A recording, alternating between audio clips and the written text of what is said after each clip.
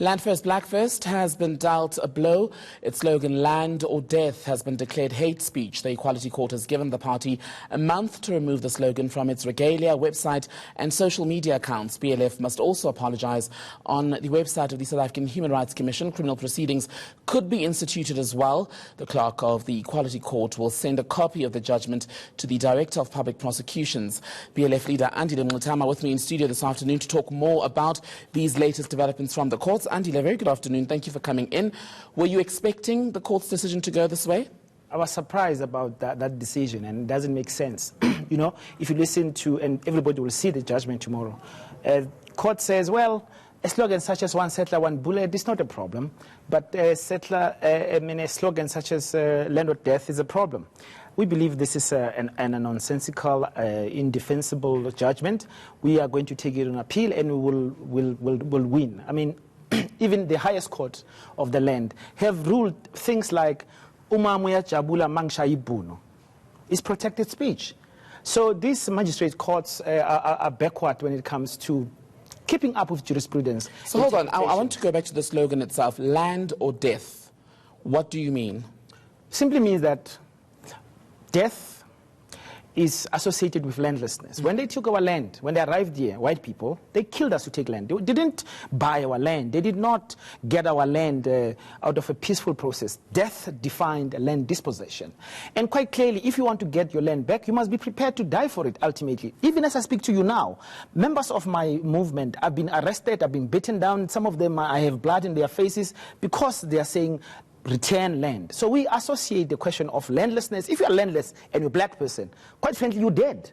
Because you need land to live. And when you die, your body needs to go into land to be taken care of. So the idea that we are landless 25 years later is actually a shocking thing in a country which has so much land, and only 35,000 white people own this land.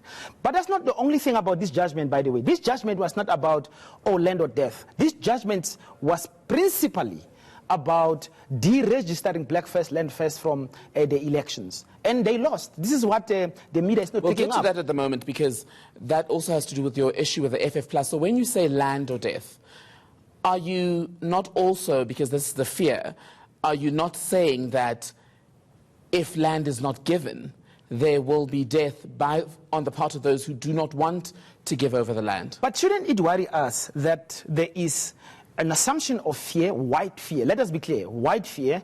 And white fears becomes legislation, becomes law, becomes something that we as a people must go to court for, because there is a fear, an irrational fear, which has no evidence about imminent, threats. Hate speech is about imminent threat of violence. It is not about a slogan in a t-shirt, somebody passing by in the street, and you say, oh, I can't sleep at night because of your slogan. But Andile, and we're not apologizing. You've not answered my question. Yeah. Is there an interpretation of your slogan amongst either yourself as the leadership or among your members that also what you are saying here is threatening death if land is not handed over? No, we're not making that threat at all. The guilty are afraid. That is the problem here. But we are not making, we are simply saying we're dead as a people without land. We die to lose land. We prepare to die to get the land back. But to die to lose land would imply that you're anticipating some sort of violence. Of course. There is violence already as I speak to you. I'm saying our members are being killed even on the farms. White people are killing our people, and this has come from landlessness, right? So you must be prepared to die if you want this land to be returned. And you must also be truthful to the historical question. How did white people get land? Do you think that they were sitting on the table and having dinner and they say, okay, guys, they killed us to get our land, right? So in the willingness to die, are you willing to begin or start that violence that would ultimately result in death? I will not say anything of that sort. On national television. Would you? I will not say anything like that. But if you don't want to give us our land, we can tell you we're prepared to die for it. Let me ask you this. How far are you willing to go to get the land? To ultimate end. Which means what? Which means that if you don't give us our land, you must be very careful, because we are prepared to die for it. What will you do? Everything. Because being prepared to die doesn't explain everything. What I will not do on this Rupert television is to give you ammunition to burn my party. You will not get that. Forget about it. This is a Rupert television owned by people who stole our land. Johan Rupert has got more than 15 interdicts against Black First, Land First. You want the media is very interested to make sure to find some kind of an excuse to ban our movement. It's not, you will not get that from me. We are clear, land of death. We are not apologizing. We stand by our statement. We are going to appeal, and we are going to win again against land thieves. And they are terrified. We're going to Parliament. Our people are sending us there. Sure, another time we can go into all of what the media wants. What I'm trying to get from you here is clarity for the media. You get your clarity. Who are listening I will not give you ammunition to ban my movement. Forget about that. Not on this station, at least.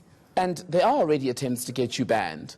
That's true. Because the Freedom Front Plus has already said today that once your registration, your application to register as a political party is published in the Government Gazette, they are going to oppose it at that level. What are you going to do? They've lost 3 times already. Freedom Front Plus is terrified, shivering. Wednesday, our people are going to put us in Parliament. We're going to meet them in Parliament, defeat them again, make sure we take the land they've stolen. There's nothing they can do. I mean, they're just now trying to tell their voters, oh, we're still fighting black first, land first. The key question is, why are powerful people, land thieves, big corporation owners so hell-bent stopping black first, land first from going to Parliament? But it's because we are the power that represents the poor and excluded, and we cannot be bought. That is the big difference between us and everyone else. Just on this note of you and the FF Plus, to be factual here, last week wasn't necessarily a loss for the FF Plus, nor was it a loss for your party, because what the court did is direct the IEC to redo the gazetting process. You can't say Freedom Front Plus it lost. It said the matter is urgent because of the elections. Court must make a determination because there is election coming. What was that about? Court, they were pleading. Make sure that black first, land first, there's a decision against it so that it doesn't go to the elections. They lost. We are on the ballot. Wednesday, people have an option to vote for a party that... The urgency bit is what they lost on, but the process is going to be redone, which could ultimately see you deregistered. Well, could. We have strong Muti, we have strong Inyanga, we've got strong prophets, we've got a lot of our people on our side. White people are going to lose. We are on a winning streak, man. This is the important thing. So you've got today a court ruling that your land or death slogan is hate speech. You've got the IEC being told to redo basically the process around your registration, the FF Plus likely to appeal that. You also have Patrice Motsepe, the billionaire, sending you legal papers saying to you, stop. We are in court with Patrice. Allow me to finish my point, please, because I've allowed you to finish yours. Saying to you, stop mentioning his name in line with conversations about apparent attempts to overthrow Botswana's government. That doesn't sound like a lot of winning. It's a lot of winning because the ultimate intention is to get us out. Yes, look at the bottom line. The bottom line is our enemies are trying to prevent us to go into Parliament. They are not winning. We are going to... Tomorrow we're defeating Patrice. We're in the High Court with him, where he bring a matter on agency to try to interdict us, basically throwing... You must see his papers. He's saying, I'm important. These are small people. They should not be allowed to say these things about me. Let's see what court says. But is the bottom line not that you are reckless, Andile Mngxitama, and that you use inflammatory language, which is what lands you into trouble time and time again? Because on the Patrice Motsepe issue, what evidence do you have that he's involved in attempts to overthrow Botswana's government? So, in fact, I just was talking to Botswanas right now. By the way, do you want me to reveal that actually Seretse Khama is in the country right now? Do you know who he's meeting? That's good and well. I can tell you who he's meeting. He's meeting Patrice and his sister. Okay. And you know that Khama is the man now leading the process of regime change in Botswana for the diamonds. That's good and well. I want to come back to my question to you. What evidence do you have the evidence that Patrice Motsepe is trying to overthrow Botswana's government? Because a meeting alone doesn't prove that he is. Of course. Do you know that Patrice's sister has been basically banned? She doesn't. We all read that, yes. Do you know why? What evidence do you have? Do you know why? Because she is involved in funding political processes to change or get her preferred candidate. We have her on voice note saying, my brother could buy these people airlines, right? We have that. Of course, so what? She has not. No, our lawyers are submitting to court tomorrow. Share it with ENC? I will send you. I mean, I'll be very happy to do so. When you leave here today, will you share that? I will share immediately with you. It's not just one, by the way, 3. I can give you 4 even. And where you have basically Patrice's sister saying these things. Obviously, with a voice note, you'd have to authenticate that it is her on the recording. How do you know that it's her? The nice thing is, Patrice himself is saying we said these things on the basis of a voice note. So you're not answering my question. How do you authenticate that it is Bridget Khatebe, the recording? Of course, the Botswana publications have written stories. She has not contradicted that. And I myself, I know her voice. I've met her before. It is her. But voices can be doctored?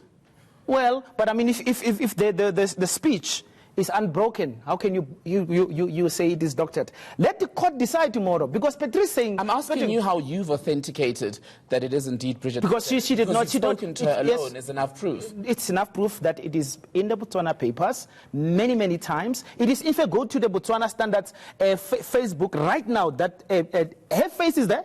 And they put the son of the person they wanted and her hand, I mean, some still boy, and she has not disputed this. So we are using that before court to say, well, we are not going to allow anyone to go to Botswana and interfere in the political situation, try to capture the Botswana ruling party because Botswana has got diamonds. But yes, the recklessness, you say I'm reckless. There's no recklessness, it is fear. And sometimes people we call house Negroes. Okay, fears. Let's go back a few steps, because I'm sure all of that has moved a lot of people greatly. I want to go back to the issue of your land policy, which you think is what's going to ultimately get you elected into parliament. The ANC is claiming ownership of that because they are now leading essentially the process through parliament to expropriate without compensation. The EFF will tell you that we wouldn't be here in the first place if they had not led those calls through the party to get the debate going. So what makes you think that your position on land is what will get you into parliament, given that it's already such a contested space? Here's the big difference. Both the ANC and EFF for the first time had agreed in parliament to amend the constitution to bring about land expropriation without compensation. This is February 2018. They have the two-thirds majority. A year later, they haven't done it. In fact, more than a year later, they haven't done it. Why? Because both parties will not do it. That's the big difference between us and them. They say it to expropriate votes of our people without compensation. They will not touch landowners because they are in the pockets of landowners. Us in parliament will make sure that, guys, every single day, you promise land expropriation, you have the two-thirds majority. What are you terrified of? You're going to appeal this judgment, this hate speech judgment.